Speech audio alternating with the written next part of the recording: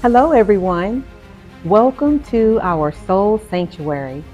I've cleared a spot for you here in the Gethsemane Garden. Today, we're sitting in the soul seat to talk about the awakening. This isn't just about a change in scenery, it's about a change in sight. It's the moment you realize you aren't just surviving the storm, you're being watered by it. There's an old African proverb that says, "A diamond is a piece of charcoal that handled stress exceptionally well." In my doctoral work, I studied the oil press. The pressure isn't your enemy, it's your architect. You aren't being crushed into dust, you are being compressed into a masterpiece. The awakening is simply the moment the charcoal starts to recognize the jewel within. In 1 Samuel 16, verse 7, it reminds us that the Lord looks at the heart. While the world is grading your performance, God is guarding your potential. He isn't waiting for you to become perfect to call you purposeful. He loves the jewel he sees in you right now in the middle of the mess. The awakening is the first vital step of your soul metamorphosis. It is the moment you decide to stop living in the wreckage of your past and start reconstructing your thought altar. See, there's a fundamental choice we must make. Will we keep agreeing with the lies of the dirt? Or will we finally align ourselves with the truth of the design? You weren't created to stay seed-sized. You were destined by the divine to bloom. Now, don't get me wrong. We need the soil. In any garden, the soil is the source of life. In your Gethsemane garden, the soil is your curative environment. It is rich, heavy, and full of nutrients necessary for your transformation. But we have to learn the difference between the soil and the dirt. In the context of our metamorphosis, the dirt represents the circumstances that try to define you before you've even had a chance to break the surface.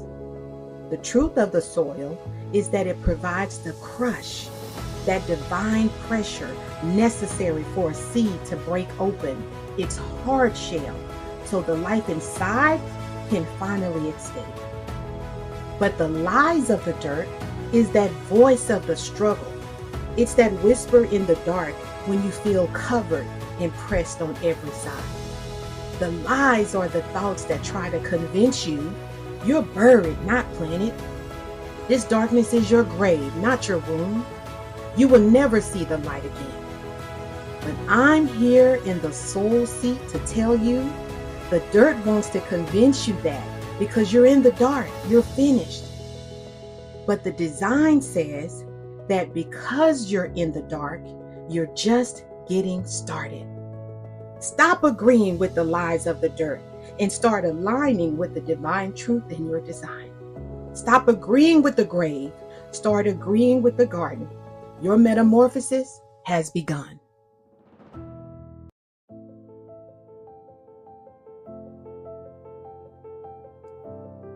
Let's take a moment and step into the soul seat.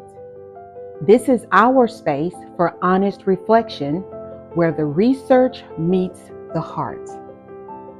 Now, as we sit here in the soul seat, I want us to be clear about something. We often talk about spiritual growth and the fruit of the Spirit as if they are the same thing, but they're not. Spiritual growth is the work we do in the dirt. It's the discipline of showing up at the thought altar every morning. It's the effort of staying planted when life gets heavy. But the fruit of the Spirit, that is the manifestation of that work. You see, the disciplines of growth are how we manifest those 9 fruits, such as love, joy, and peace. First inwardly toward ourselves, and then outwardly toward others. You don't act kind. You grow so deep in the divine that kindness becomes the only way you know how to respond. When your roots are healthy, the harvest is inevitable. Your growth is the process, the fruit is the proof. When I speak about the design, I'm talking about the God-given purpose that was woven into our souls before we were ever planted in this season. The dirt tries to change our identity, but it can never change our design. I want to hear from you. What is one rough edge in your life right now that you're starting to see as a jewel? Share in the comments for our next segment.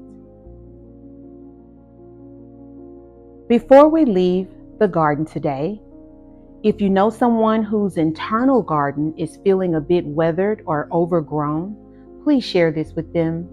Invite them to join us, whether they just need a moment of peace in our soul sanctuary or they are ready to become a legacy visionary themselves. There is a seat saved right here for them. Thank you all for being here in the Gethsemane Garden with me today.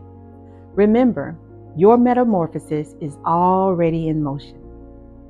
May you see yourself through the eyes of the one who created you today. These are truly the jewels of life. Goodbye, everybody.